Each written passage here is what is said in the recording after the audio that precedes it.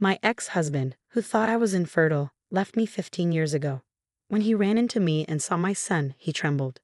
That chance encounter was just the beginning of a tumultuous journey where old secrets resurface and hidden truths come to light, challenging everything he believed about the past, present, and future. Hey there, folks. I'm Linda, and welcome to Linda's Stories channel. I hope you're all ready for a good tale. So, picture this. It's a sunny afternoon, and there's Catherine sitting by herself at a restaurant table by the window. She's gazing outside, enjoying the lovely day, waiting for the waiter to bring her lunch. Little did she know, a surprising encounter was just around the corner. As Catherine headed to the bathroom, she accidentally bumped into a boy walking down the hallway. She said sorry right away, but when she glanced at the man with the boy, she was shocked to see someone from her past. It was Michel, Catherine's ex-husband, whom she hadn't seen in 15 years since they divorced. Feeling a bit surprised by the unexpected meeting, Catherine felt a mix of surprise and discomfort as he came closer. However, she stayed composed and greeted him politely. Michel and Catherine had always dreamed of having children. From the start of their marriage, they tried hard to make that dream come true, but it just didn't happen. Years passed, and they still couldn't conceive. Catherine started to worry that something might be wrong and suggested they see a doctor together to figure it out and maybe try some treatments. But Michel, being stubborn, refused to go. He came from a big family and thought the problem must be with Catherine, considering his own family's fertility history compared to hers, as she was an only child.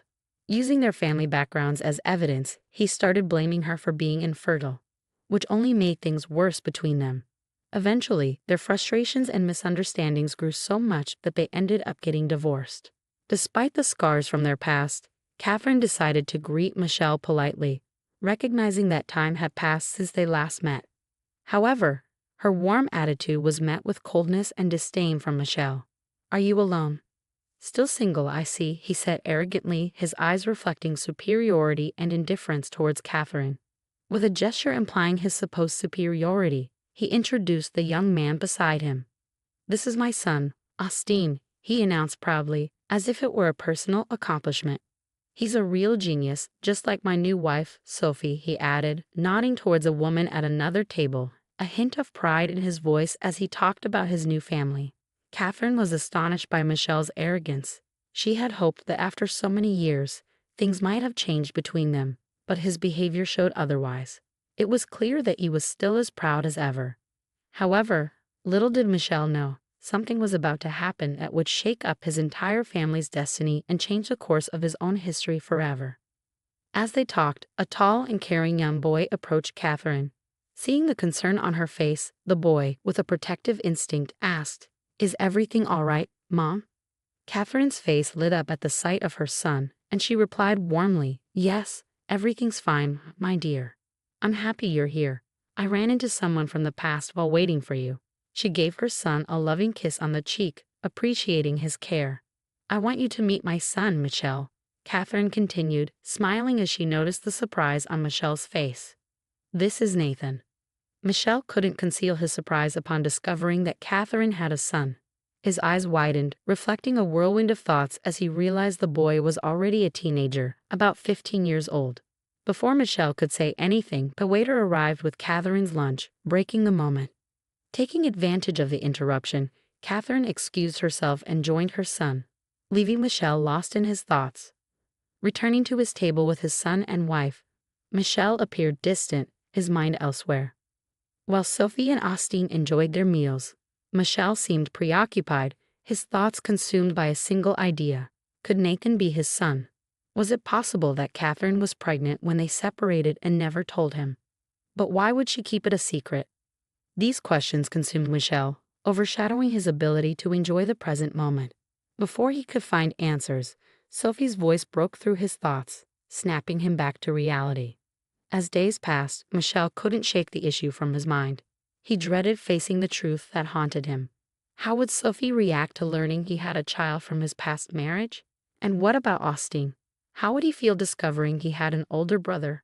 The idea of confronting Catherine, fearing she might demand financial support, only added to his anxiety. Despite the swirling uncertainties and doubts in his mind, Michel couldn't ignore the overwhelming curiosity pushing him to uncover the truth. How could this be possible? Michel questioned himself relentlessly. He was convinced that Catherine was unable to have children, especially after years of failed attempts to conceive together. Michel's experience with Sophie had been vastly different. A few years after his divorce, he met Sophie, and she soon became pregnant with Austin. Upon hearing the news, they swiftly decided to marry, embarking on a new life together. These contrasting circumstances only deepened Michel's doubts and confusion about the possibility of Nathan being his son. Michel found himself caught in a profound internal struggle. On one side, he yearned for the truth, but on the other, he dreaded the potential upheaval in his life if Nathan turned out to be his son. His pride urged him to maintain the facade of a perfect family with Sophie and Austin, convincing himself that Nathan and Catherine's reappearance would only bring chaos and disruption. Yet, Catherine's persistent silence on the matter intrigued him further. Why would she keep Nathan a secret from him?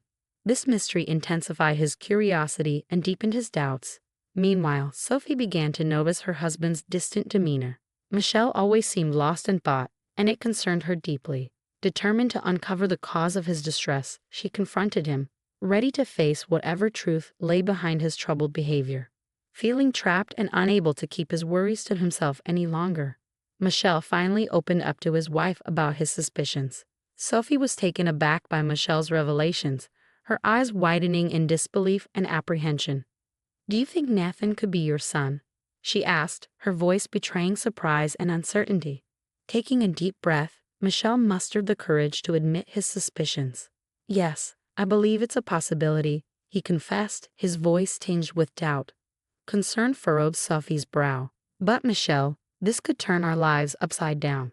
Are you sure it's wise to pursue this truth?" she asked, her apprehension evident in her tone. Michel nodded resolutely. "I have to know, Sophie. If Catherine won't tell me the truth, then I'll arrange for a DNA test," he declared firmly, his decision firm and unwavering. "No, Michel, please don't do this," Sophie pleaded, desperation creeping into her voice. "We shouldn't get mixed up in their lives," she reasoned, attempting to sway her husband. "Let's just leave the past where it belongs and focus on our future." Sophie tried everything to dissuade Michel from pursuing the truth, convinced it was best to leave things in the past. She thought she had convinced him, but Michel remained resolute in his determination to uncover the truth. Against Sophie's wishes, Michel decided to contact Catherine and arrange a meeting, determined to seek answers. Catherine was taken aback when Michel reached out to her after their unexpected encounter at the restaurant. She never expected to hear from him again, recalling his arrogance from their past. Initially hesitant, she declined his invitation. However, Michel's persistence eventually persuaded her to agree, albeit reluctantly. "Catherine, there's something important we need to discuss," Michel began, sounding unsure. "It's been weighing on my mind since our meeting at the restaurant. I've been thinking about it a lot lately, and I need to know the truth," he asserted firmly. "What's this about? What do you mean?" Catherine asked, puzzled. "You know exactly what I'm referring to," Michel snapped back. "I'm talking about Nathan. If he's my son, I deserve to know," he declared emphatically. "Oh, so that's why you were so surprised at the restaurant," Catherine chuckled, putting the pieces together. "What's so funny?" Michel demanded. "I deserve to know the truth." "No, Nathan isn't yours," Catherine affirmed, frustrated by Michel's insistence. Unsatisfied, Michel pressed on. "Then whose son is he?" he demanded. "You, a single mom with a 15-year-old son. He has to be mine. I just don't understand how that's possible. You were infertile." "You always jump to conclusions," Catherine shot back, annoyed by Michel's accusations. "Nathan isn't yours. I've already told you he's Gregory's son, my husband's." Michel was taken aback, and Catherine clarified, "Nathan isn't 15. He's tall like my husband, but he's actually just about to turn 14. There's no way he could be your son," Catherine asserted. "After our divorce, I went to see a doctor to figure out why I couldn't conceive and maybe explore treatment options," she explained. "But the doctor told me there was nothing wrong. I was perfectly healthy and capable of getting pregnant. And that's exactly what happened. Once Gregory and I got married, I became pregnant with Nathan, and later on, we had 2 more sons, Evan, who is 10, and Theo, who is 7. After the confrontation with Catherine and the revelation that Nathan wasn't his son, Michel felt deeply intrigued and disturbed. Catherine's words made him question everything he believed about his fertility and his relationship with Sophie. Angry and confused, Michel tried to make sense of it all. He couldn't understand how, coming from a large family, he only had one child with Sophie, while Catherine, whom he thought was infertile, had 3 children with her husband. Ultimately, Michel decided to take Catherine's advice and see a doctor. Sophie, thinking she had convinced him to move on from the past, had no idea what Michel was up to, and he couldn't anticipate what he would discover. The medical tests revealed a truth that rocked Michel to his core. He was sterile. This revelation triggered a flood of questions about his marriage to Sophie. How could he have fathered a child with her if he was sterile? This newfound knowledge cast doubt on the very foundation of their relationship.